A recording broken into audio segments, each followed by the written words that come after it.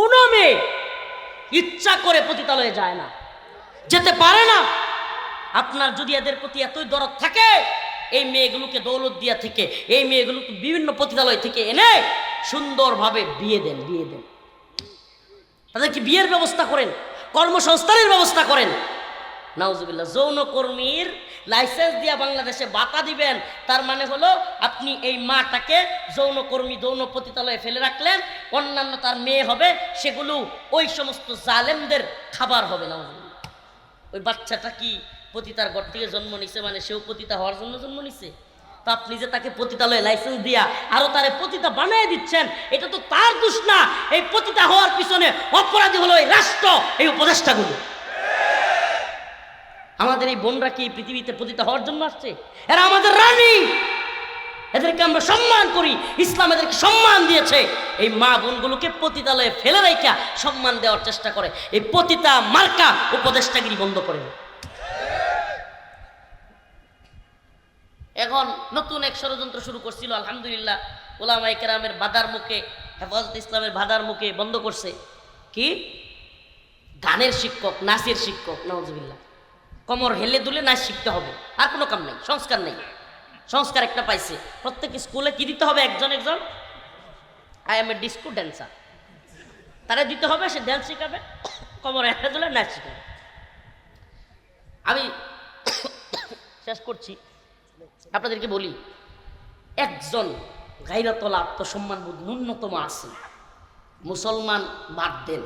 আমার ধারণা এটা, আমি জানি না, আমার কথার সাথে একমত নাও হইতে পারেন, একমত হওয়া জরুরি না। যদি হিন্দু বেড়াও হয়, যদি গায়রত থাকে, একটু সম্মানবোধ থাকে অন্তরে, 100 পুরুষের সামনে তার মেয়ে কোমর দুলায় নাচবে, তার মেয়ের অঙ্গ প্রত্যঙ্গ দেখায় নাচবে, এটা হিন্দু বেড়ারও সহ্য হওয়ার কথা, আত্মসম্মানবোধ থাকলে। আর যদি বিবেকের মধ্যে কুত্তা পেশাব করে দিয়ে থাকে, তাইলে তো সে তার মেয়ের নাচাবেই। কি নাউজুবিল্লাহ! ও মিয়া, ও ভাই, কষ্ট নিচ্ছেন আপনি যে আপনার মেয়েরে 100-200 পুরুষের সামনে নাচতে দিতেছেন। আরে আপনার যে বন্ধুটা আছে না, ক্লোজ ফ্রেন্ড, ওই আপনার বন্ধুটা যাকে কিনা আপনার মেয়ে আঙ্কেল ডাকে, ওই বন্ধুটাও চোখের দৃষ্টিতে যৌন সুরসুরি নিচ্ছে। আপনার মেয়েরে দেখা যেই মেয়েটা আপনার বন্ধুকে আঙ্কেল ডাকে, ওই মেয়ের শরীরের বাস দেখা সে কুরুচি দিয়া তার চোখ দিয়া তাকাচ্ছে। নাউজুবিল্লাহ, আপনার বন্ধু সুযোগ পাইলে আপনার মেয়ের সাথে খারাপ কাজে লিপ্ত হবে। এই সুযোগ আপনি করে দিচ্ছেন। কে বড় শাইখুল হাদিস, কে বড় আলেম, এটা চিনেন না। এখন এই তথাকথিত ফেসবুক ইউটিউবের যুগে যার ভিউ বেশি সে বড় বক্তা। নাউজুবিল্লাহ, আল্লাহ তাআলা আমাদেরকে ভাইরালিজম থেকে, সোশ্যালিজম থেকে হেফাজত করুক। আচ্ছা বলেন, এই তথাকথিত ভাইরালিজম, সেলিব্রিটিজম আল্লাহর কাছে যে গিয়া যদি আমি ধরা খাই, আমার কি ফায়দা হবে? আল্লাহ তাআলার কাছে যদি আমি ক্ষমা না পাই, এই তথাকথিত সেলিব্রিটিজম, এই হুমরি খেয়ে পড়া মানুষ, দেখেন এটাতে আমাদের আহামরি খুশি হওয়ার কিছু নাই। আমি আলহামদুলিল্লাহ হইও না, কেন জানেন? কারণ আমি তো দেখছি এই 32 মাসের মতো যখন জেলে থাকছি, কিংবা এই 26 দিনের মধ্যে রিমান্ডে থাকছি, এই গাজীপুরের প্রায় দিনই এদিকে গাড়ি দিয়ে নিয়ে যাইত, জানলার ফাঁক দিয়ে তাকায় থাকতাম, 5 জনও দেখি নাই যে গাড়ি থামায় দিয়ে হুজুরে লইয়াম। এটা অসম্ভব ছিল। আরে ঠিক তো আপনারাই কইতেছেন, আপনারাই তো আনেন নাই, ঠিক কর দরকারটা কি? একটু সুখ থেকে কথা শুনেন। তো এই রিয়েলিটি দিনের পর দিন, যখন আমার এক ভাই কারাগারের সাথী আপনাদের গাজীপুরেরই আসছে এখানে, মনে পড়ে যায় দিনগুলো।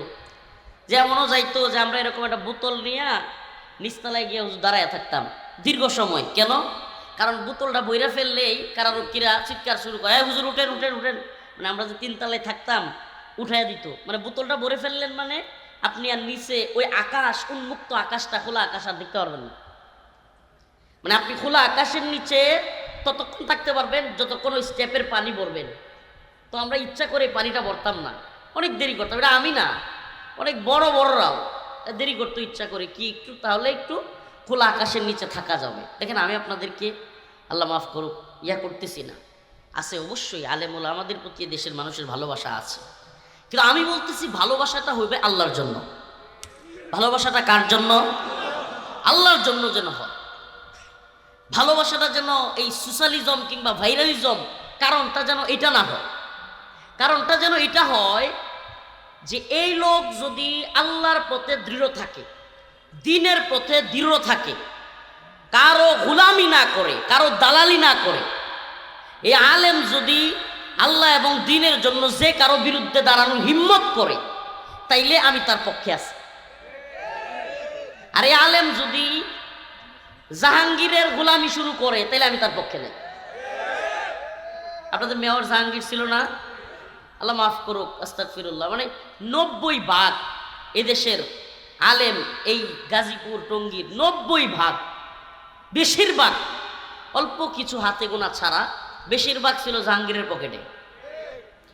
তো এই শ্রেণী যারা কিনা সুবিধাবাদী, আওয়ামী লীগের সময় আওয়ামী লীগের পকেটে, বিএনপির সময় বিএনপির পকেটে, এদেরকে বাদ দিয়া যদি লিল্লাহিয়াতের জন্য কেউ কাজ করে, আল্লাহর জন্য, যে আমি প্রয়োজনে ইনশাআল্লাহ সব, এই যে হুজুর একটা দাওয়াত দিয়ে গেলেন খতমে নবুয়তের, আলহামদুলিল্লাহ, খতমে নবুয়তের জন্য আমরা কাজ করবো তো ইনশাআল্লাহ। এই ক্ষেত্রে দ্বীনের কনসেপ্টে আমাদের কোনো আপোষ চলবে না। যে দল হোক, দ্বীনের ব্যাপারে তাকে কোনো ছাড় দেওয়া যাবে। তো প্রিয় ভাইরা আমার, আমি এই আয়াতে কারিমা আজকে এটাই তিলাওয়াত করেছি। ইন্নাল্লাযীনা ক্বালু রাব্বুনাল্লাহ সুম্মা ইসতাকামু ফালা খাউফুন আলাইহিম ওয়ালা হুম ইয়াহজানুন। খুব সংক্ষিপ্ত কথা বলবো, লম্বা আলোচনা করার সুযোগও নাই, সময়ও নাই। অল্প, হুজুরও অল্প কথা বলছেন, আমিও ইনশাআল্লাহ অল্প কথা বলি, ইনশাআল্লাহ চলে যাব। ইন্নাল্লাযীনা ক্বালু রাব্বুনাল্লাহ সুম্মা ইসতাকামু ফালা খাউফুন আলাইহিম ওয়ালা হুম ইয়াহজানুন। আল্লাহ রাব্বুল আলামিন বলেন, ইন্নাল্লাযীনা ক্বালু রাব্বুনাল্লাহ, যারা একথা বলে যে আমাদের রবকে, রাত বেশি হয়ে গেছে, কোথায় গেছেন? আমাদের রবকে,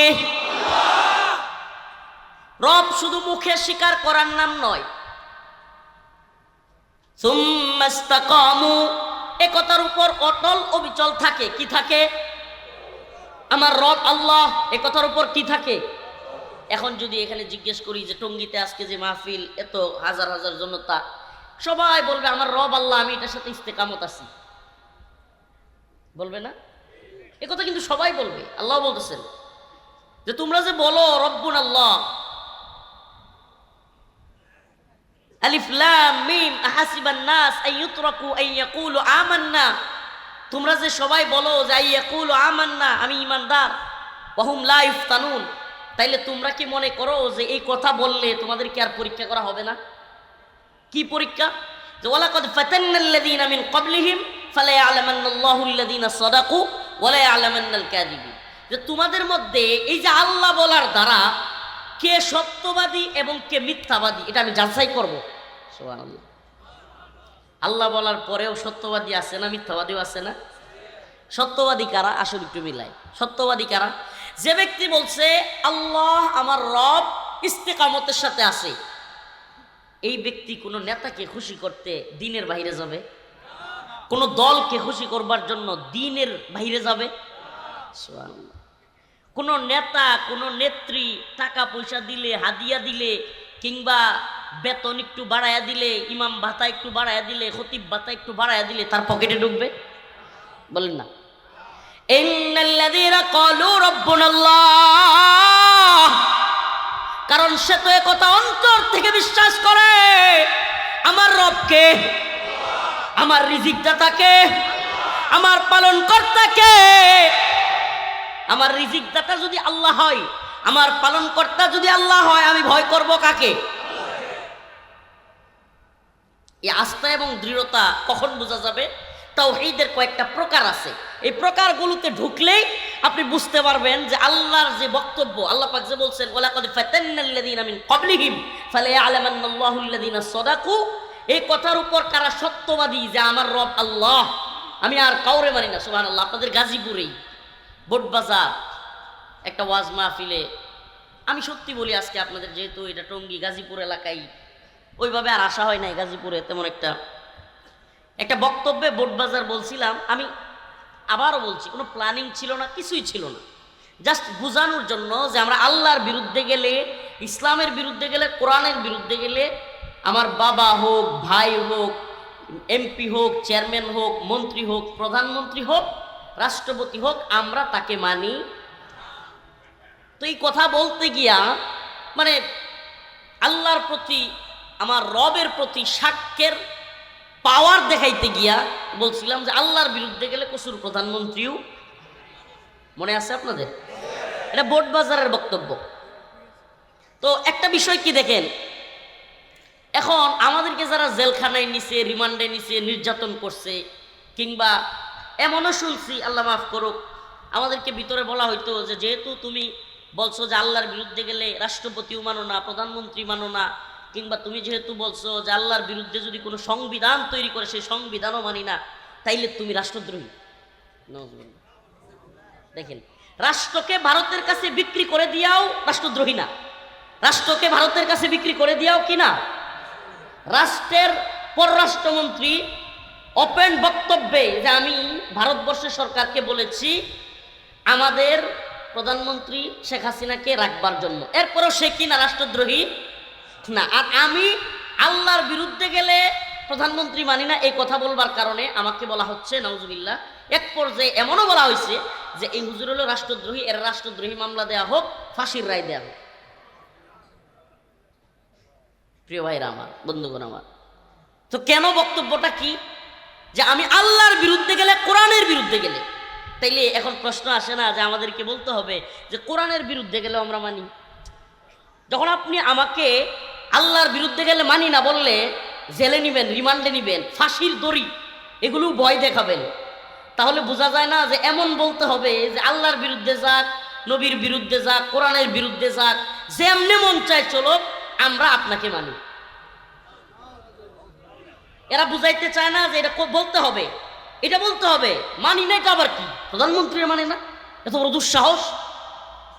প্রিয় ভাইরা আমার, বন্ধুগণ আমার, আমাদের এক বরেণ্য শেখুল হাদিস, বাংলাদেশের পরিচিত, আমি নাম বলতে চাচ্ছি না, মুখলিস মানুষ, আল্লাহওয়ালা মানুষ, উনি বলছিলেন, আমি কারাগারে তখন, যে এই বান্দা রফিকুল ইসলাম সে তার ইমানি হালতটা অন্তত আল্লাহর সামনে এবং জাতির সামনে প্রকাশ করছে, আল্লাহ হয়তো এই কারণে তারা মাফ করে দিতে পারে।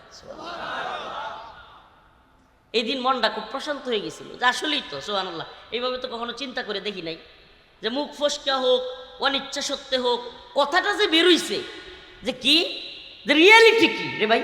আমার ভাই যদি কোরআনের বিরুদ্ধে দাঁড়ায়, আমি কি তারে মানবো?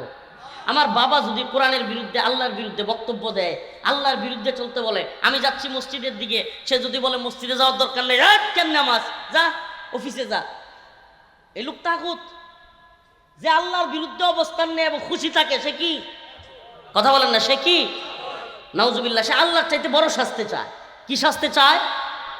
তাইলে আমার প্রশ্ন, তাওহীদ আর রুবুবিয়্যাহ, তাওহীদের কয়েকটা প্রকার আছে, আসুন একটু মিলাই যে আমরা কি আসলেই এই যে বলি রব্বুনাল্লাহ, আমাদের রবকে, এই যে রব আল্লাহ, এই কথা বলি, আসেন একটু মিলাই যে আসলেই কি আমরা রব আল্লাহ মানি?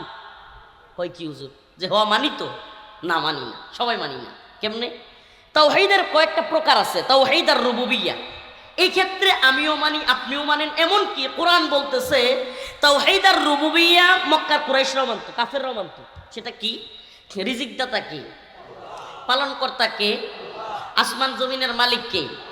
আল্লাহ বলতেছেন যে এই কনসেপ্টগুলো, এই কয়েকটা কথা মক্কার কাফিররাও মানে। ও রাসূল, আপনি তাদেরকে জিজ্ঞেস করেন, হে নবী আপনি তাদেরকে জিজ্ঞেস করেন, ওয়ালা ইন সালতাহুম মান খালাকাস সামাওয়াতি ওয়াল আরদ, ওয়ালা ইন সালতাহুম মান খালাকাস সামাওয়াতি ওয়াল আরদ লা ইয়াকুলুন্না আল্লাহ।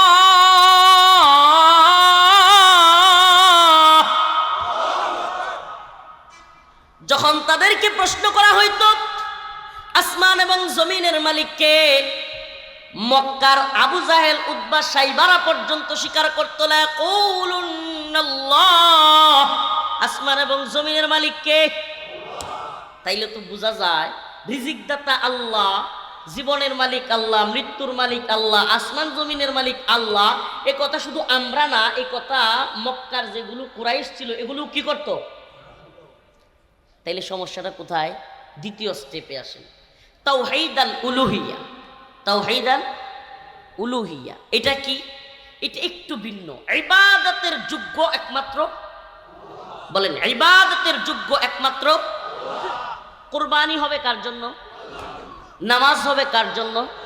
কোনো ব্যক্তির নামে, কোনো শায়েখের নামে, কোনো পীরের নামে, কোনো বাবার নামে, কোনো দরগার নামে কুরবানি দেওয়ার সময় নাম নিলে, আল্লাহর নাম বাদ দিয়া কুরবানি হবে? কুরবানি হবে কার নামে? নামাজ কার জন্য? রোজা কার জন্য?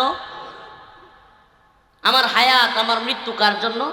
কোরআন সাক্ষ্য দিচ্ছে, কুল ইন্না সলাতি, একটা মোটামুটি আমরা সবাই জানি, ওয়া নুসুকি ওয়া মাহইয়ায়া ওয়া মামাতি লিল্লাহি রাব্বিল, এটা মোটামুটি আমরা মানি। এবার আসেন, ইবাদতের একমাত্র যোগ্য আল্লাহ। ইবাদত করা বাপ মারেও করা যাবে না। ইবাদত বাপ মারে করা যায়। ইবাদত সওয়াবের আশায়, ইবাদত সিজদা বাপ মাকে করা যাবে? পীর, মাশায়েখ, ওলি, গাউস, কুতুব, নবী কাউকে সম্ভব ছিল? ইবাদত একমাত্র কার জন্য? নামাজ একমাত্র কার জন্য? এই ক্ষেত্রে একটু প্রবলেমের জায়গা আছে কি, যে আমরা ইবাদতকে জাস্ট নির্দিষ্ট একটা গণ্ডিতে চিন্তা করি। কি? নামাজ, রোজা, হজ, যাকাত, এর বাহিরে ইবাদত কি এটা আমরা চিন্তা করি না। আচ্ছা, যদি নামাজ, রোজা, হজ, যাকাত এগুলো সবের কাজ হয়, এগুলো যদি ভালো কাজ হয়, আমি আপনাকে প্রশ্ন করি, রমাদানের ঈদের দিন, ঈদুল ফিতরের দিন কোনো ব্যক্তি যদি রোজা রাখে সওয়াব হবে?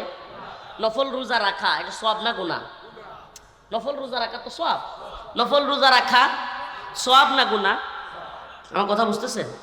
ইমানের মৌলিক কিছু কথা আপনাদেরকে বলি। আরে ভাই, এই সেলিব্রিটিজম, এই হাজার হাজার মানুষ, এগুলো তো কালকে নাই হয়ে যাবে।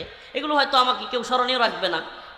এগুলোতে কোনো কিছু যায় আসে না। আমি রফিকুল ইসলাম মাদানী রাত্রে এখনই মারা যেতে পারি, আপনি মারা যেতে পারেন। আসুন না একটু ইমানের বেসিক এবং মৌলিক কথাগুলো শুনি, যেগুলোর কারণে আসলে আমি ইমানদার হব। প্রকৃতপক্ষে নিজেকে প্রশ্ন করতে পারবো, আমি কি আসলে ইমানদার? সুবহানাল্লাহ। এইভাবে তো কখনো ভাইবা দেখি নাই। আমি কি আসলে ইমানদার, নাকি আমার মধ্যে নিফাক আছে? আমি কি আসলে ইমানদার, নাকি আমি কোনো দলের গোলামি করতেছি আল্লাহর গোলামি বাদ দিয়া, নাকি আমি কোনো নেতার গোলামি করতেছি আল্লাহর গোলামি বাদ দিয়া? এই কথাগুলো একটু মিলা, প্রিয় ভাইরা আমার। তো বলতেছিলাম যে আমার মালিক আল্লাহ। তাইলে তাওহীদ আর রুবুবিয়্যার ক্ষেত্রে আমি মনে করতেছি নামাজ, রোজা, হজ, যাকাত এটা ইবাদত। তাইলে নফল রোজা রাখলে যেহেতু সওয়াব, কেউ কি ঈদের দিন রোজা রাখলে সওয়াব হবে? কেন সওয়াব হবে না গুনাহ হবে? ওলামায়ে কেরাম আছেন, সওয়াব হবে না গুনাহ হবে? ঈদুল আজহার দিন রোজা রাখলে, আচ্ছা কোনো ব্যক্তি যদি সূর্য উদয়, নফল নামাজ পড়া, রোজা বাদ দেন, নফল নামাজ পড়া সওয়াব না গুনাহ? সওয়াব না গুনাহ? তাইলে নফল নামাজ যদি কোনো ব্যক্তি আসরের পরে, সূর্যাস্তের সময় পড়ে, কিংবা সূর্য উদয়ের সময় পড়ে, সওয়াব হবে তার? বলেন সওয়াব হবে নাকি গুনাহ হবে? প্রিয় ভাইরা আমার, বুঝা গেল নামাজ পড়াই মাকবুল ইবাদত না, রোজা রাখাই মাকবুল ইবাদত না। উনার হুকুম মানাই, কথা কয় না? উনি যখন, আল্লাহ যখন পড়তে বলেছেন তখন পড়া ইবাদত, আল্লাহ যখন নিষেধ করেছেন তখন সেটা না করা। সুবহানাল্লাহ। আমার প্রশ্ন, তাহলে নামাজের কথা আল্লাহ বলছে, সুদের কথা কে বলছে? নামাজের কথা, তাইলে সুদ হারাম এটাও কে বলছে? আহাল্লাল্লাহুল বাই'a ওয়া হাররামার রিবা, ক্রয় বিক্রয় হালাল, সুদ। তাইলে বাংলাদেশে সুদের ব্যাংকের লাইসেন্স আছে না নাই? আমরা টাকা রাখি না রাখি না? সুদ খাই কি খাই না? এখন আওয়ামী লীগ ক্ষমতার দ্বন্দ্বে, ক্ষমতার প্রশ্নে এখন একটু জ্বালা যন্ত্রণা শুরু হয়ে গেছে। তাগর নেত্রীর ক্ষমতা নিয়ে গেছে, এখন খালি ডক্টর মোহাম্মদ ইউনূসরে সুদ কর। আর আমরা ইউনুস সুদপুর কি সকল এই নেতা নেত্রী যেগুলো ছিল, বিএনপি ক্ষমতায় ছিল, আওয়ামী লীগ ক্ষমতায় ছিল, কিংবা জামাত সহ যেগুলোই ক্ষমতায় ছিল, রাষ্ট্রীয়ভাবে সুদ ছিল, মানে রাষ্ট্রীয় ক্ষমতায় যেগুলো ছিল নেতা নেত্রী সবগুলো সুদের লাইসেন্স দিয়েছে, সব সুদপুর, সব সুদপুর, সব সুদপুর। কেন? রাষ্ট্রীয়ভাবে সুদের লাইসেন্স ছিল না? বলেন না, সুদের লাইসেন্স ছিল কি ছিল না? শুধু কি গ্রামীণ এমন বলবে হুজুর দেখছো ইউনুসকে ভালো বানাই দিচ্ছে? আরে বেটা, ইউনুস আমার বাপের কেউ লাগে না, আমি ইউনুসেরটা খাই না, আমি আল্লাহরটা খাই। এমন তাইলে মোল্লা মৌলবী চিনোই না বেটা, বাপ্পা। আমরা কারোরটা খাই না, আমরা কারো পক্ষে কথা বলি না। আল্লাহর এই দ্বীনের জন্য, ঈমানের জন্য, এই ভূমির জন্য হাসিনার বিরুদ্ধে গিয়েছি।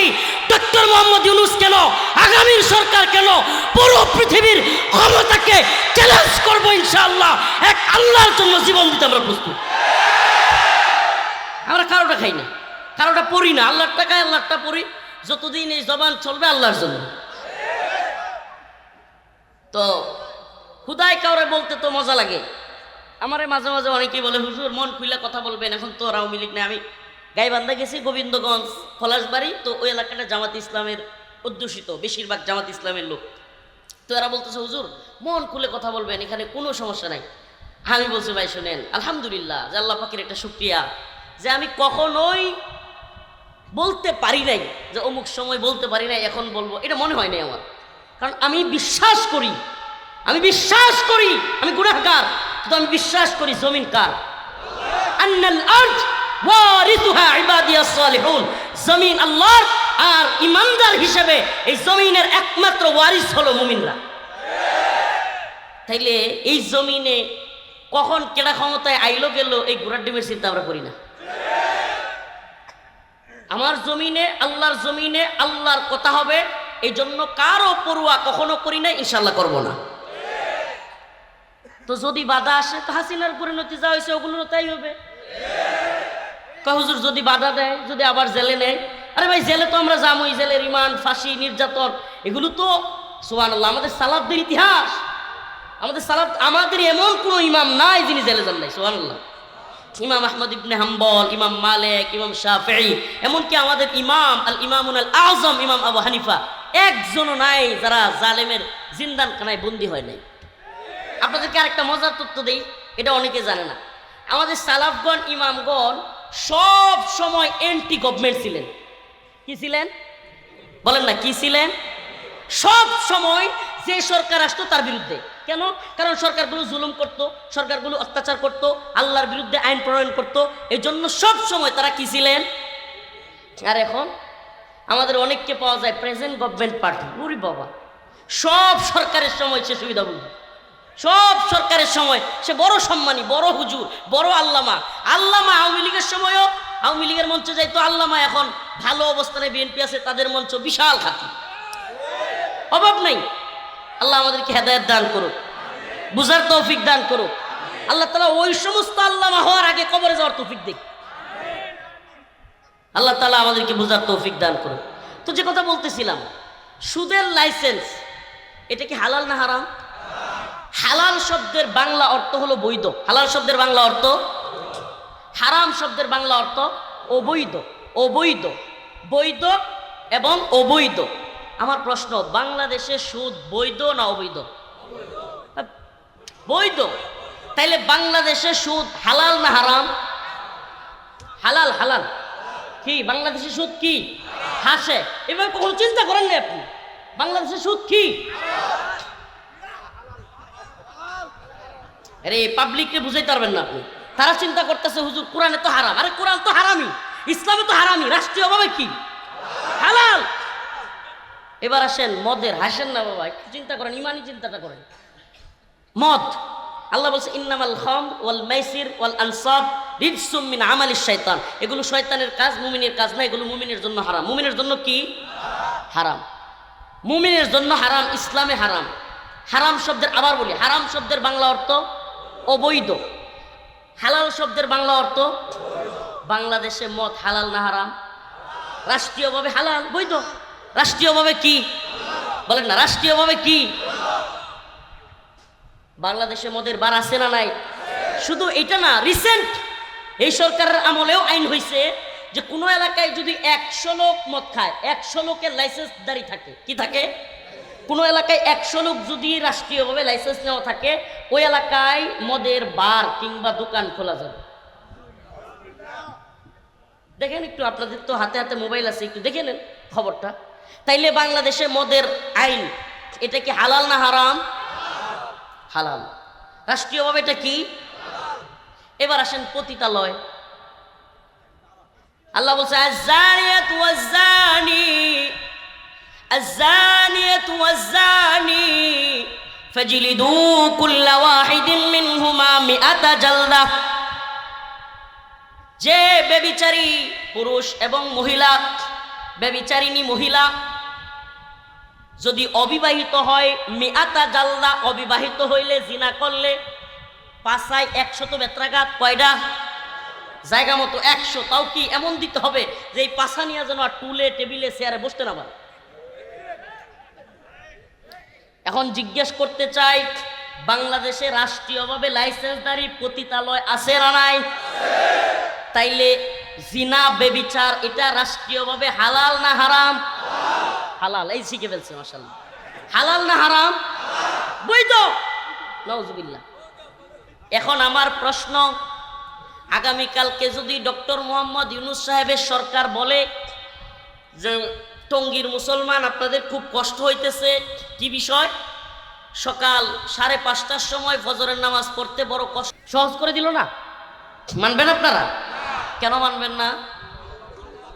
ও মুসলমান ইমানদার, একবারও কি আপনার বিবেকে প্রশ্ন করেছেন? আপনি তো খুব বুঝেন, আপনি ম্যাচিউর পারসন, আপনি আপনার টাকা পয়সার ব্যাপারে বুঝেন, আপনি আপনার অফিসের ব্যাপারে বুঝেন, আপনি রাজনীতি বুঝেন, পলিটিক্স বুঝেন, ইন্টারন্যাশনাল, জাতীয় আন্তর্জাতিক সমস্ত পরিস্থিতির ব্যাপারে আপনি একেবারে খবর রাখেন। আপনি যে কোনো টকশোতে বসায় দিলেও কথা বলতে পারবেন, আপনি সব বুঝেন। ও টঙ্গীর মুসলমান, একবার বিবেকের বন্ধ দরজাটা খুলে একবার কি চিন্তা করেছেন? আল্লাহর হুকুম 5টার সময় ফজরের নামাজ পড়া, এই নামাজ 10টার সময় দিলেও আমি মানব না। কেন আল্লাহর হুকুমের অবাধ্য আমি হব না? আপনি বলতেছেন হজ কাবায় গিয়া মক্কায় করতে গেলে কষ্ট হয়, বাংলাদেশে কাবা বানায়া দিলেও আমি এখানে হজ করব না, মক্কায় গিয়ে করব কেন? এটা আল্লাহর হুকুম, আল্লাহর ঘর গিয়ে করতে হবে। রমাদানের রোজা সহজ করবার জন্য ফেব্রুয়ারির রোজা জানুয়ারিতে দিলে আমি মানব না। কিন্তু মুসলমান, আল্লাহ পাক যেই নামাজকে ফরজ করেছেন 5টায়, আল্লাহ পাক যেই হজকে ফরজ করেছেন মক্কায়, আল্লাহ পাক যেই রোজাকে ফরজ করেছেন রমাদানে, সেই আল্লাহ সুদকে হারাম করেছেন কোরআনে। সেই আল্লাহ মদকে হারাম করেছেন, বলে না, সেই আল্লাহ মদকে হারাম করেছেন। সেই আল্লাহ পতিতালয়কে অবৈধ বলেছেন, হারাম বলেছেন। তাইলে আমার প্রশ্ন, আল্লাহর হুকুম নামাজের ক্ষেত্রে আপনি দিন বুঝেন, আল্লাহকে রব মানেন, আল্লাহর রবের ক্ষেত্রে ইস্তেকামত থাকেন, নামাজ 5টায় না হয়ে 10টায় দিলে আপনি এমন ইস্তেকামত, আমি তো মনে করি 5টার নামাজ 10টায় নিলেই যে কেউ গদি শেষ হয়ে যেতে পারে। তবে না, বাংলাদেশে 5টার নামাজ 10টায় নিলে যে কেউ গদি কি হয়ে যেতে পারে?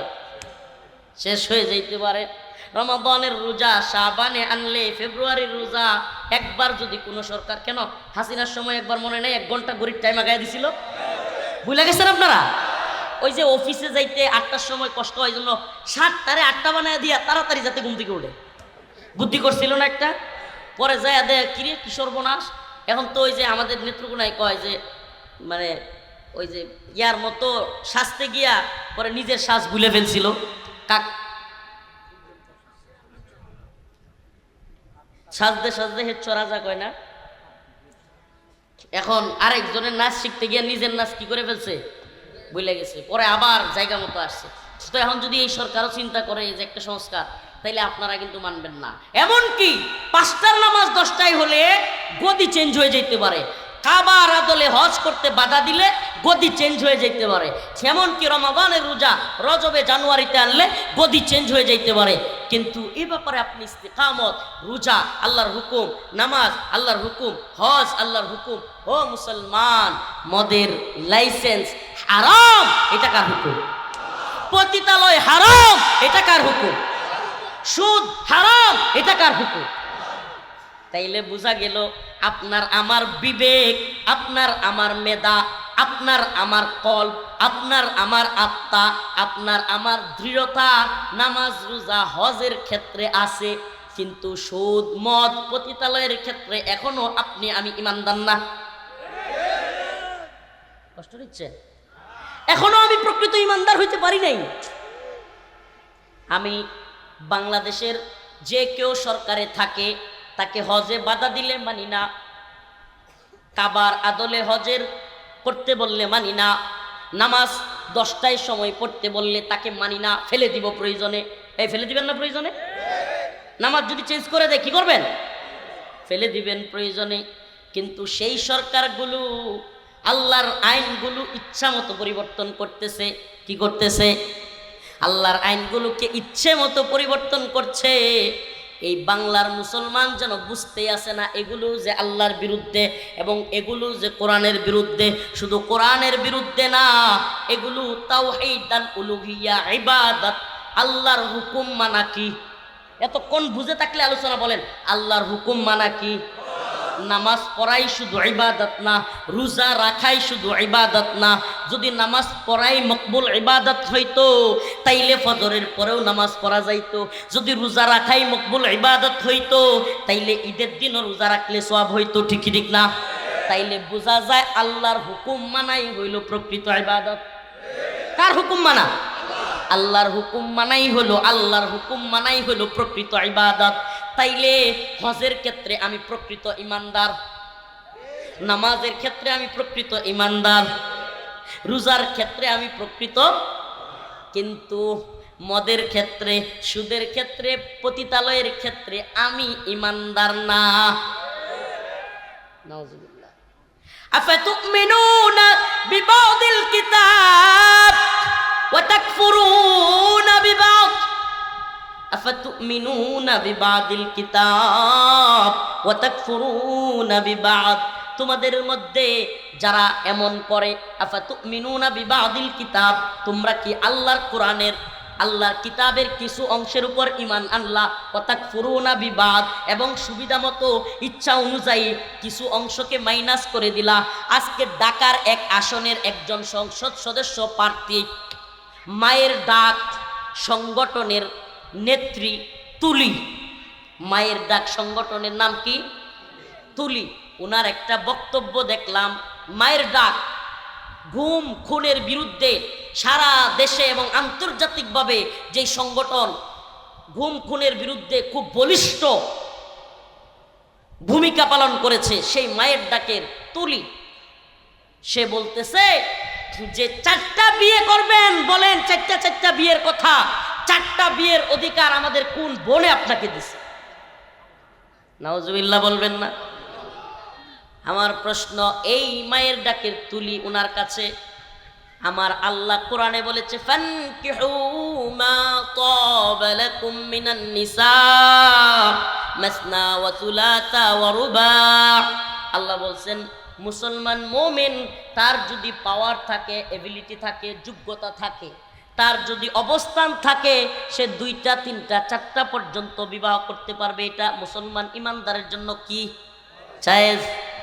ও মুসলমান ইমানদার, তাইলে কেউ যদি বলে কোন বোন আপনাকে এই অধিকার দিয়েছে 4টা বিয়ের কথা বলেন, তাইলে বোঝা গেল সে ওই কথা বলে আল্লাহর আইনকে সরাসরি বৃদ্ধাঙ্গুলি দেখাচ্ছে। ঠিক কি ঠিক না? প্রিয় ভাইরা আমার, বন্ধুগণ আমার, তাইলে আল্লাহ বলেন আফাতুমিনুনা বিবাদিল কিতাব ওয়া তাকফুরুনা বিবাদ। তোমরা কি কোরআনের কিছু অংশের উপর ইমানদার? এ টঙ্গীর মুসলমান, আমরা কি কোরআনের কিছু অংশের উপর ইমানদার? আর কিছু অংশ ওয়া তাকফুরুনা বিবাদ, কিছু অংশের ব্যাপারে কাফের। নাউজুবিল্লাহ। আল্লাহ বলেন ফামা জাযাউ মান ইয়াফআলু যালিকা মিনকুম ইল্লা খিজিয়ুন ফিল হায়াতিদ দুনিয়া ওয়া ইয়াউমাল কিয়ামাতি রাদ্দুনা ইলা আশাদ্দিল আযাব। যারা এমনটা করবে যে কোরআনের কিছু অংশের উপর ঈমান আনলো, কিছু অংশের উপর কুফরি করলো, মদের ব্যাপারে আল্লাহরে মানে না, সুদের ব্যাপারে আল্লাহরে মানে না, পতিতালয়ের ব্যাপারে আল্লাহকে মানে না, অবাধ্যতায় লিপ্ত হয়, নাফরমানিতে লিপ্ত হয়, আল্লাহ পাক বলেন ফামা জাযাউ মান ইয়াফআলু যালিকা মিনকুম, তাদের জন্য রয়েছে প্রতিদান ইল্লা খিজিউম ফিল হায়াতিদ দুনিয়া, এই দুনিয়ার জিন্দেগিতে লাঞ্ছনা, ওয়া ইয়াউমাল কিয়ামাতি ইউরাদ্দুনা ইলা আশাদ্দিল আযাব, এবং আখিরাতে রয়েছে তাদের জন্য কঠিন শাস্তি। কি রয়েছে? তাইলে যারা এগুলো করবে, যে কিছু অংশ মানলো কিছু অংশ মানলো না, এদের আল্লাহর কাছে রয়েছে কঠিন। এবং এটাও জেনে রাখেন, এতক্ষণের আলোচনায় যদি বুঝে থাকেন বলেন, যারা আল্লাহকে নামাজের ব্যাপারে মানবে, রোজার ব্যাপারে মানবে, হজের ব্যাপারে মানবে, কিন্তু সুদ, পতিতালয়, মদের লাইসেন্স কিংবা পর্দা পর্দা পর্দা এখন তো সুবহানাল্লাহ নামদারি ইসলামিক দলও আছে, পর্দার এখন ঐচ্ছিক, নাউজুবিল্লাহ। পর্দা কি? মন চাইলে ম্যাডামদের সাথে, মন চাইলে বান্ধবীদের সাথে ঘোরা যাবে, ফিরা যাবে, চা খাওয়া যাবে, হাসি করা যাবে, এটাও নাকি ইসলাম? হায় রে আল্লাহ, এই ইসলাম তো সবাই পাগল হবেই, যে ইসলামে এত ফুর্তি, এই ইসলাম পালন করা তো সহজ। আস্তাগফিরুল্লাহ, আল্লাহ বুঝার তৌফিক দান করো। আরো জোরে বলেন আমিন। ওয়াকারনা ফি বুয়ুতিকুন্না, আল্লাহর কথা এটা। মহিলারা বাহিরে আসলে নিরাপদ না, এটা কার কথা? আপনি যদি মহিলাদেরকে বাহিরে আনতে চান জরুরি কোনো কাজে, তার নিরাপত্তা ব্যবস্থা ঠিক করে তারপরে আনতে হবে। আজকে আমাদের গার্মেন্টস, সোয়েটার ফ্যাক্টরি কিংবা যে কোনো কলকারখানা কিংবা যে কোনো চাকরি, কোনো জায়গায় আমাদের মা বোনদের নিরাপত্তা ব্যবস্থা নেই। নারী পুরুষ একসাথে এই অবাধে মেলামেশার চাকরি, দিন শেষে পরকিয়া, দিন শেষে বেহায়াপনা, জিনা, বেবিচারে ভরে গেছে সমাজ। গার্মেন্টস, সোয়েটার ফ্যাক্টরিগুলির আশপাশে দেখা যায় অনেক বাসায় স্বামী স্ত্রী পরিচয়ে বাসা ভাড়া নিচ্ছে, মূলত এরা স্বামী স্ত্রী। নাউজুবিল্লাহ। এই যে পরিস্থিতি, এই পরিস্থিতি থেকে এ জাতিকে মুক্তি করবে কে? সুবহানাল্লাহ। আল্লাহ তো করবেই, দায়ী হিসেবে, আলেম হিসেবে আমাদের কাজ আছে না? বলেন কাজ আছে না? এখন তো অবস্থা এমন হচ্ছে, আপডেট মৌলবী হতে বলে, আপডেট মৌলবী হুজুর, এগুলো মৌলবাদী, এগুলো বুঝে না। জামানা কি এখন ওখানে আছে? ওই পোলাপান মেয়েরা ক্রিকেট খেলে, ফুটবল খেলে, আধুনিকতা চলে আসছে। এখন কি এই পর্দার ফতোয়া দেওয়া চলে? এখন দেখা গেছে জাহানারা আলমের মতো বাংলাদেশের ক্রিকেটার মেয়ে, এখন তারেও দেখা যায় মঞ্জুরুল আলম, ওই বোর্ডের বিসিবির একজন কর্মকর্তা, হ্যাঁ কয় যে নাউজুবিল্লাহ, আমার মা বোনেরা শুনবে, কথাটা শুনতেই কেমন লাগে, কয় যে তোমার পিরিয়ড শেষ হইলে দেখা করো। কি বুঝলেন? কোথায় এটা? সাধারণ কোনো চাকরিতে নয়, বাংলাদেশের ন্যাশনাল টিম, জাতীয় দলের একজন অলরাউন্ডার ক্রিকেটার মেয়ে, মহিলা দলের জাহানারা আলম, তারে কি কয়, পিরিয়ড শেষ হলে আমার সাথে সাক্ষাৎ করো। নাউজুবিল্লাহ, এটা কেমন সাক্ষাৎ? তাহলে বুঝেন, এই সহশিক্ষার নামে, এই খেলাধুলার নামে, এই কি পরিমাণ নোংরামির দিকে আপনি বিশ্বাস করেন বা না করেন, আপনি বুঝেন বা না বুঝেন, আপনি যদি চোখ থাকতে অন্ধ হয়ে যান, হয়তো এটা আপনি কি বলে চুপিসারে অস্বীকার করতেছেন, মিথ্যা বলছেন, আর না হয়তো আপনিও এই লুচ্চা কমিটির সদস্য, যেগুলো আমাদের মা বোনদেরকে এই বেহায়াপনায় লিপ্ত করে নিজের খায়েশাত পূরণ করবার চায়। আপনি কি নিরাপত্তা দিলেন? একটা মেয়ের যৌনাঙ্গ দেখা যায়, শরীরের অঙ্গ প্রত্যঙ্গ দেখা যায়, এইভাবে যদি আপনি ছেড়ে দেন রাস্তায়, আপনি কিসের নিরাপত্তা দিতে পারবেন? কোনো অবস্থাতেই নিরাপত্তা দেওয়া সম্ভব হবে না। হবে সম্ভব?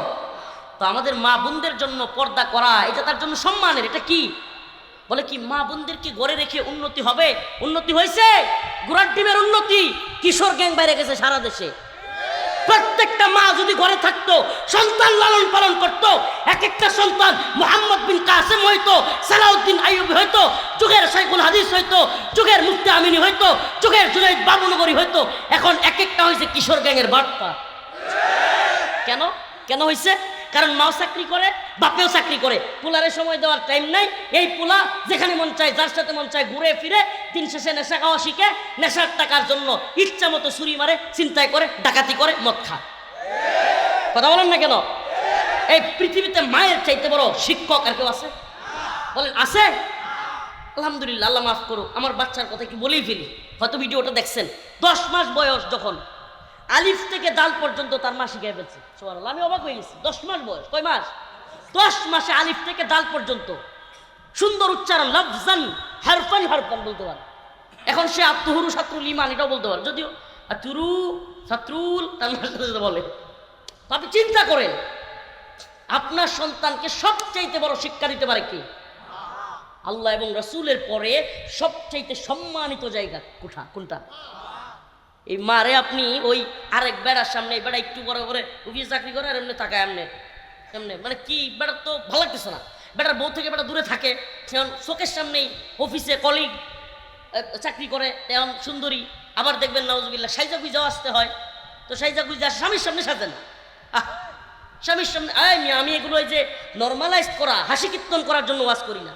এই শয়তানের একটা ধোঁকা হইল এই সমস্ত হারাম বিষয়গুলোরে নর্মালাইজ করা। নাউজুবিল্লাহ, এই হারাম বিষয়গুলো নর্মালাইজ কেমনে করবো? হারাম তো হারাম। হারাম কি? হারাম, আল্লাহর অবাধ্যতা। এটাকে আমি নর্মালাইজ কিভাবে করবো? নাউজুবিল্লাহ। একাধিক বিয়ে করা এটা খারাপ হয়ে গেছে। নাউজুবিল্লাহ, এখন তুলির কাছেও খারাপ, সে অত বড় নেত্রী, মায়ের ডাকে, তার কাছেও খারাপ হয়ে গেছে। জিনা করা, পরকিয়া করা, জিজ্ঞেস করেন তারে। নাটক সিনেমা ভরপুর পরকিয়া, নাটক সিনেমা ভরপুর পরকিয়া শিক্ষা দেওয়া হচ্ছে। নাউজুবিল্লাহ, নাউজুবিল্লাহ বলবেন না?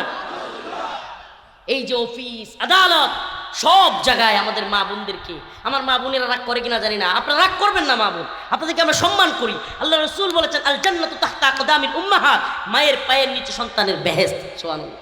পৃথিবীর কোন তন্ত্র মন্ত্র কেউ এত বড় সম্মান কাউকে দিতে পারছে? আল্লাহ রাসূল বলেছে আল জান্নাহ তাহতা আকদামিল উম্মাহাত, মায়ের পায়ের নিচে সন্তানের কি এত বড় সম্মান। আল্লাহ রাসূলকে জিজ্ঞেস করা হয়েছে যে আমার সবচাইতে ভালো ব্যবহার পাওয়ার হকদার কে? সুবহানাল্লাহ, বলছে মা। আবার জিজ্ঞেস করা হয়েছে যে আমার সবচাইতে ভালো ব্যবহার করার পাওয়ার হকদার কে? আবার বলছে মা। সুবহানাল্লাহ, 3 বার বলছে মা। সুবহানাল্লাহ বলবেন না? এই মাকে ইসলাম এত সম্মান দিয়েছে, রাসূল এত সম্মান দিয়েছে। আরে যেই মা পর্দায় থাকে ওই মার সন্তান ভালো হয়। যেই মায়ের পেট জীবনে কোনোদিন কোনো পরপুরুষ দেখে নাই, ওই পেট থেকে, ওই গর্ভ থেকে আল্লাহর ওলি পয়দা হয়। আর যেই পেট, যেই কোমর, যে তিল কোথায় আছে সব পরপুরুষ দেখে ফেলছে, এগুলোতে কয় বাটপার, সিটার, মদখোর, জিনাখোর, বদমাইশ। নারীর ক্ষমতায়নের নামে, নারীর অধিকারের নামে আজকে আমাদের মা বোনদেরকে রাস্তায় ছেড়ে দেওয়া হয়েছে। একটা উদাহরণ যথেষ্ট। জাতীয় দলের ক্রিকেটার জাহানারা আলমের নিরাপত্তা নাই, আমার মা বোনের নিরাপত্তা কোথায়? বলেন না, আমার মা বোনের নিরাপত্তা কোথায়? জাতীয় দলের ক্রিকেটার হেরে কয় পিরিয়ডের পরে দেখা করো। নাউজুবিল্লাহ। তাইলে যে কইছে দেখা করতে, এ আরো কোনো মেয়েরে হাত দেয় নাই, এটা কি গ্যারেন্টি ওয়ারেন্টি আছে? তাইলে বুঝেন, জাতীয় দলের মহিলা ক্রিকেটাররা যদি ইউজড হয়, এমনকি একটা মহিলা তো পোস্ট করতেছে, সহ্য করে নিলেই সব সুন্দর। কি সহ্য করে নিলে সব কি মানিয়ে নিতে পারলেই সব? নাউজুবিল্লাহ, নাউজুবিল্লাহ। শিক্ষিত পতিতাদের কথা। নাউজুবিল্লাহ, আল্লাহ আমাদেরকে হেদায়েত দান করুন। কি হলো?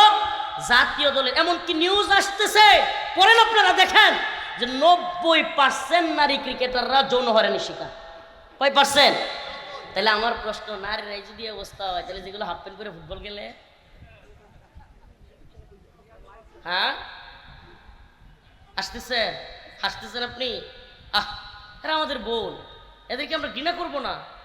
এরা আমাদের বোন, এরা বুঝতেছে না এই কেরিয়ারের নামে, এই কি বলে সেলিব্রিটিজমের নামে, এই কেরিয়ারের আড়ালে এদের জীবন, এদের দুনিয়া আখেরাত সব বরবাদ করে দেওয়া হচ্ছে। কি করা হচ্ছে? বরবাদ। বিশ্বাস করেন, কোনো ভদ্র ঘরের ছেলে, কোনো গাইরাতওয়ালা ছেলে, কোনো আত্মসম্মান বোধওয়ালা ছেলে ওই সমস্ত মেয়েদেরকে বিয়েই করবে না। প্রিয় ভাইরা আমার, বন্ধুগণ আমার, তাইলে সম্মানটা কোথায়? আমাদের মা বোনদের সম্মান পর্দায়। আমাদের মা বোনদের সম্মান কোথায়? পর্দায়, নিজেকে আবৃত রাখার মধ্যে। হ্যাঁ, আমরা বলি না যে আপনি কিছুই করতে পারবেন না, করে থাকতে হবে না, এটা আমরা বলি না। আমরা বলি আপনার যেখানে নিরাপত্তা আছে সেখানে যাবেন, যেখানে নিরাপত্তা নাই আপনি সেখানে যেতে পারবেন না। রাষ্ট্র নিরাপত্তা দিতে পারে না, বেহায়াপনার লাইসেন্স দেয়। নিরাপত্তা দিতে পারে না, অশ্লীলতার লাইসেন্স দেয়, পতিতালয়ের লাইসেন্স দেয়। নাউজুবিল্লাহ। আবার কি কয়? মাইলস্টোনে আমার আলোচনা লম্বা হয়ে যাচ্ছে। ইস্যু এটা ছিল না, একটা পর্যন্ত 3 মিনিটে শেষ করছি। ইস্যু এটা ছিল না। মাইলস্টোনে উত্তরায় ভয়াবহ বিমান হামলা। বিমান প্রশিক্ষণের জায়গা কি এই স্কুল কলেজের উপরে? বলেন এটার উপরে? আচ্ছা, ওইদিকে যাচ্ছি না। এখন বিমান বিধ্বংস হয়েছে, অনেক ছেলে ফেলে মারা গেছে। এখন প্রধান উপদেষ্টার পেজ থেকে জনগণের কাছে মাইলস্টোনে ত্রাণ দেওয়ার জন্য টাকা চায়, ভিক্ষা চায়। চিন্তা করছেন? আবার পতিতালয়ে টাকা দেওয়ার জন্য ওই পতিতা উপদেষ্টা 2-1টা আছে। কি উপদেষ্টা? পতিতাদের উপদেষ্টা। মানে এরা নিজেরা পতিতা করলে তো আবার কবি হুজুর আমারে পতিতা করছে। আমি আপনারা পতিতা বলি নাই, কিন্তু আপনারা পতিতা পন্থী উপদেষ্টা। ওখানে টাকা দেওয়ার জন্য 2 কোটি টাকা বরাদ্দ। কয় কোটি? আমি এই সমস্ত মেয়েরা যারা কিনা এই জায়গাটাতে চলে গেছে তাদেরকে আমি বলবো ভিকটিম। এরা কি? কোনো মেয়ে ইচ্ছা করে পতিতালয়ে যায় না, যেতে পারে না। আপনার যদি এদের প্রতি এতই দরদ থাকে, এই মেয়েগুলোকে দৌলত দিয়া থেকে, এই মেয়েগুলোকে বিভিন্ন পতিতালয় থেকে এনে সুন্দরভাবে বিয়ে দেন, বিয়ে দেন। তাদেরকে বিয়ের ব্যবস্থা করেন, কর্মসংস্থানের ব্যবস্থা করেন। নাউজুবিল্লাহ। যৌনকর্মীর লাইসেন্স দিয়া বাংলাদেশে বাতা দিবেন, তার মানে হলো আপনি এই মাটাকে যৌনকর্মী যৌন পতিতালয়ে ফেলে রাখলেন, অন্যান্য তার মেয়ে হবে, সেগুলো ওই সমস্ত জালেমদের খাবার হবে। নাউজুবিল্লাহ।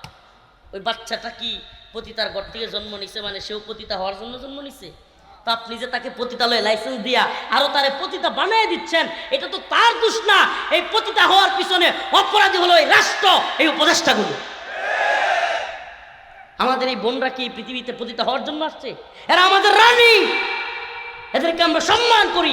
ইসলাম এদেরকে সম্মান দিয়েছে। এই মা বোনগুলোকে পতিতালয়ে ফেলে রাখা সম্মান দেওয়ার চেষ্টা করে। এই পতিতা মার্কা উপদেষ্টাগিরি বন্ধ করে।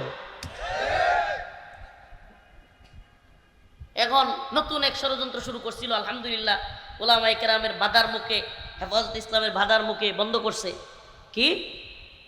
গানের শিক্ষক, নাচের শিক্ষক। নাউজুবিল্লাহ। কোমর হেলে দুলে নাচ শিখতে হবে, আর কোনো কাম নাই, সংস্কার নেই।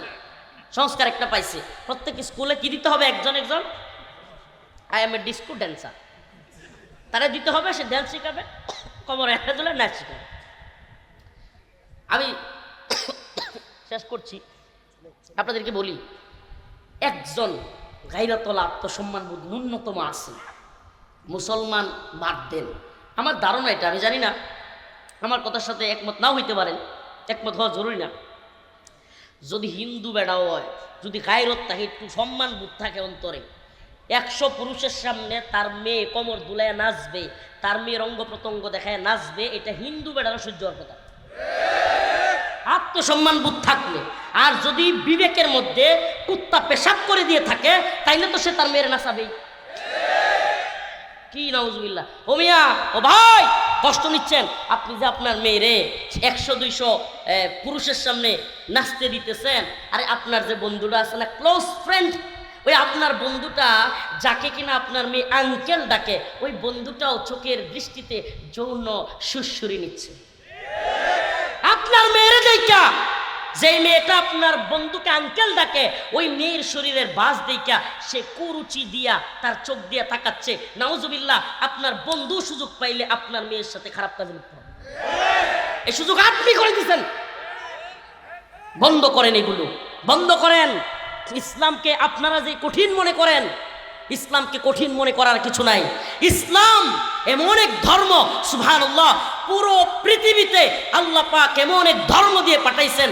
তিনি তো স্রষ্টা, তিনি তো জানেন এই সমাজ কিভাবে সুন্দর থাকবে, রাষ্ট্র কিভাবে ভালো থাকবে, পুরো পৃথিবী কিভাবে ভালো থাকবে। উনি জানেন বলেই মেয়েদেরকে বলছেন নিরাপত্তার সাথে বের হইতে, পর্দার সাথে বের হইতে।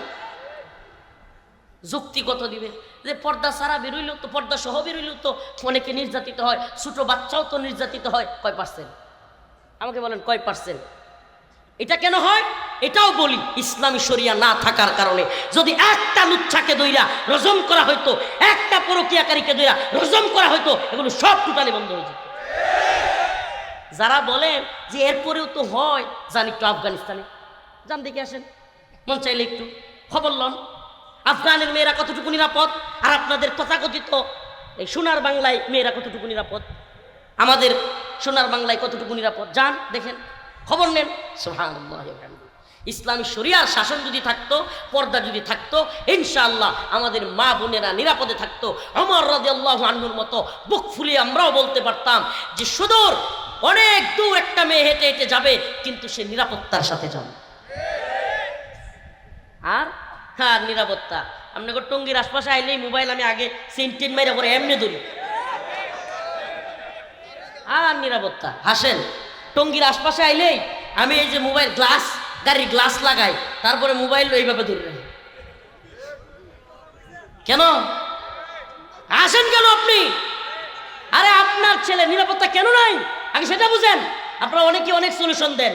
নিরাপত্তা নাই এই কারণে, এই ছেলেটার মাও চাকরি করে, বাপেও চাকরি করে, মায়ের খবর নাই, বাপের খবর নাই। এই ছেলে এমন বন্ধু বান্ধবের পাল্লায় পড়ছে যেগুলো সিগারেট খায়, নেশা খায়। এই ছেলে স্কুল ফাঁকি দিয়া নেশা করে, নেশার টাকা জোগাড় করবার জন্য এই ছেলে চিন্তায় করে। এই ছেলেটার মা যদি বাড়িতে থাকতো ভালো শিক্ষা পাইতো। এই ছেলেটার মা যদি বাড়িতে থাকতো, এই ছেলেটা মদ খায় কিনা খবর রাখতো। খবর রাখবে কেমনে? সে তো ওই যে তার যে আরেক বয়ফ্রেন্ড আছে অফিসে, এর খবর রাখতে পারে না। নাউজুবিল্লাহ, পারে না। অবাস্তব, অবাস্তব। এই কিশোর গ্যাং, একটা কথা ইউটিউবারদের বলি, সবাইকে বলি, কোট করেন, কোট এই কথাটা। এই বাংলাদেশে কিশোর গ্যাং পয়দাই হয়েছে মায়েরা বেপরদা হওয়ার কারণে। আমাদের মায়েরা বেপরদা হয়েছে, ছেলেদের খবর নেই। মায়ের কাছ থেকে আমি দেখছি সুবহানাল্লাহ, আমার মধ্যে যত ভালো গুণ, সুবহানাল্লাহ, আমি দেখছি একবার পরীক্ষিত, আমার মায়ের মধ্যে যতগুলো ভালো গুণ আমি পাইছি। কেমনে পাইছি? কারণ এই যে মা আমাকে বেশি বেশি সময় দিছে। যে বাবা তার ছেলেকে বেশি সময় দেয়, সেই বাবার ভালো গুণগুলো তার ছেলের মধ্যে পড়ে। আর কোনো মা, কোনো বাবা কখনোই তার খারাপ গুণগুলো ছেলের মধ্যে দেয় না। সব বাবা মাই খারাপ কাজগুলো সন্তানের থেকে কিন্তু আড়াল করে। কি করে? সুবহানাল্লাহ। জেনে রাখুন, খবর নিয়ে দেখুন, যান একেবারে লিখে লিখে খবর নিয়ে দেখুন আপনাদের সমাজে যে ছেলেটা ভালো, যায় দেখেন তার মা তারে বেশি সময় দেয়। খবর নেন, যান খবর নেন। আল্লাহ তাআলা আমাদের বুঝার তৌফিক দান করুন। তো আমরা কিছু ক্ষেত্রে ইসলাম, ইন্নাল্লাযীনা ক্বালু রাব্বুনাল্লাহ সুম্মা ইসতাকামু ফালা খাউফুন আলাইহিম ওয়ালা হুম ইয়াহজানুন। আল্লাহ রাব্বুল আলামিন বলেন, যারা বলবে আমার রবকে, সুম্মা ইসতাকামু, এই কথার উপর অটল অবিচল থাকবে। মদের ক্ষেত্রে আমার রব আল্লাহ, মদের ক্ষেত্রে আমার রব হাসিনা না, মদের ক্ষেত্রে লাইসেন্সের ক্ষেত্রে আমার রব ডক্টর মোহাম্মদ ইউনূস না, মদের ক্ষেত্রে, পতিতালয়ের ক্ষেত্রে, সুদের ক্ষেত্রে, সকল ক্ষেত্রে আমার রবকে, আমি একমাত্র তারই হুকুম মানি। আমার রবের বিরুদ্ধে গেলে সে যেই হোক আমি তার বিরুদ্ধে দাঁড়াবো। এটার নাম ঈমান। উলাইকা আসহাবুল জান্নাহ, আল্লাহ বলছে এমন ঈমানদাররাই জান্নাতে যাবে। খালিদিনা ফিহা, তারা তার মধ্যে আবাদা, একেবারে থাকবে, অবস্থান করবে। সুবহানাল্লাহ। তাইলে আমরা কি এমন ঈমানদার হতে চাই কি চাই না? যার জিন্দেগীর সবকিছুতে একমাত্র মালিককে। নেতা যদি ইসলামের বিরুদ্ধে চলে যায় ওই নেতারে মানব? দল যদি ইসলামের বিরুদ্ধে চলে যায় ওই দলকে মানব? এখন তো ইসলাম নিয়ে কথা বললেও, দল নিয়ে কথা বললেও নির্দিষ্ট একটা দল মনে করে কেউ কেউ। আরে ভাই, নির্দিষ্ট দল না, এই নির্দিষ্ট দলের সবাই অনুসারী না। একটা কথা মনে রাখবেন, একটা কথা মনে রাখবেন, আপনারা মদিনার ইসলামের কথা বলেন, কেউ আবার অন্য ইসলামের কথা বলেন। আপনারা যে এইগুলো বলেন, মদিনার ইসলাম বুঝেন? মদিনার ইসলামের নবী কখনো কি বেপরদায় মেয়েদেরকে ছাড়ছে? সেমন বেপরদায় চলে, আবার গণতন্ত্রে চলে, নামাজ নাই, দাড়ি নাই, টুপি নাই, আবার মদিনার ইসলাম। কি হাস্যকর কথা না? বেপরদায় চলে, বড় ইসলামিক দল নাম দিয়া বড় প্রোগ্রামে মেয়েদেরকে বক্তৃত্ব দিতেছে, আবার মেয়েদের সাথে টকশো করতেছে, হাসাহাসি করতেছে। এরপরেও নাউজুবিল্লাহ, আমি এগুলো বলে ফেলি তো, আমার এই জন্য অত বন্ধু নাই, শত্রু বেশি, অত বন্ধু নাই, আমার বন্ধু দরকার নাই, আমার অত হিতাকাঙ্ক্ষী দরকার নাই। আল্লাহকে রাজি খুশি করবার দরকার। আল্লাহ যদি রাজি খুশি হয়ে যায়, সুবহানাল্লাহ, মান লাহুল মাওলা ফালাহুল কুল, যার আল্লাহ হয়ে যায় সব কিছু তার। সুবহানাল্লাহ। আল্লাহ যার প্রতি রাজি হয়ে যায় তার প্রতি সবাই রাজি হইতে বাধ্য। সুবহানাল্লাহ। আল্লাহকে রাজি খুশি করতে পারলে এই দুনিয়ার সব তো মাটির সাথে মিশে যাবে। এই দুনিয়ার সবাই কি হবে? সেই দুনিয়ায় যে দলের খুশি করবো এই দলও কি হয়ে যাবে? ধ্বংস হয়ে যাবে। এই দুনিয়ায় যে নেতারে খুশি করবো এই নেতাও কি হয়ে যাবে? ধ্বংস হয়ে যাবে। এই বিশ্বাস আছে তো? তাইলে এই নেতা আর এই নেত্রী এই দলগুলোরে খুশি করে কোনো লাভ আছে? হ্যাঁ, একমাত্র খুশি করবো কাকে? আল্লাহ তাআলা সেই রবের হুকুম পালন করবার তৌফিক দান করুক। একটু ভিন্ন রকম কিছু কথা বললাম, স্মরণ রাখেন। ইমানের দাবি খালি করলেই হবে না, ইমানদার হইতে হলে সব কিছুতে আল্লাহ মালিক এটা মানতে হবে। বলেন হুজুর সব কি পালন করা যায়? শুনেন, পালন করা এক জিনিস আর বিশ্বাস কিন্তু আরেক জিনিস, ভুল বুঝবেন না। কেউ শয়তানের ধোঁকায় পড়ে কোনো নেক আমল করতে পারে নাই কিংবা কোনো গুনাহ করে ফেলছে, আল্লাহ তারে ক্ষমা করবে। কিন্তু যদি কেউ এইটাকে বিশ্বাস না করে, কেউ নামাজ পড়ে নাই, কোনো এক ওয়াক্ত পড়তে পারে নাই, কেউ রোজা রাখে নাই, একটা রোজা কোনো কারণে ভেঙে ফেলছে, তারা কি কাফের বলা যাবে? কিন্তু যদি রোজাকে অস্বীকার করে, রোজাকে হারাম মনে করে, নামাজকে যদি হারাম মনে করে, তাইলে যে পতিতালয়কে বৈধ মনে করলো সে মনে হয় মুসলমান? হ্যাঁ, জিনিসটা বোঝার চেষ্টা করেন। আমি কিন্তু এটা বলছি না যে আপনি সব আল্লাহর বিধানগুলো মানতেই হবে, না মানলে আপনি কাফের, না না, এটা বক্তব্য না। বক্তব্য হলো আপনার বিশ্বাস, ঈমান, আকীদা এমন হইতে হবে যে মদের লাইসেন্স হারাম, রাষ্ট্র দিলেও হারাম, না দিলেও হারাম, আমি এটাকে হারাম মনে করি, আমি এটাকে শরীক হব না। আল্লাহ তাআলা বুঝার এবং আমল করার তৌফিক দান। কষ্ট পাইছেন? কষ্ট পাইলেও আপনাদের আমার কিছু করার নেই। আমার যা আল্লাহ তাআলার পক্ষ থেকে বলবার চেষ্টা করেছি, আল্লাহ তাআলা আমাদের সবাইকে বোঝার এবং আমল করার তৌফিক দান করুক, আমাকে পরিশুদ্ধ করুক। আল্লাহ তাআলা আমারে ক্ষমা করে দেখ, সবাইরে ক্ষমা করে দেখ। মা বোনদেরকে বেশি বেশি সন্তানের সাথে সময় দেওয়ার সুযোগ করে দিবেন তো ইনশাআল্লাহ? করে দিবেন তো ইনশাআল্লাহ? আমাদের মা বোনের কর্মঘণ্টা কমে যাক, আমাদের মা বোনেরা ঘরে বেশি থাক, এটা আমার চাওয়া, ইসলামের চাওয়া, সকলের চাওয়া। কেন? কারণ তাদের সন্তানরা বেশি সময় পাবে। কে জানি একজন বলেছিল যে আমাকে একজন ভালো মা দাও, আমি তোমাকে একটা ভালো বিশ্ব দিব।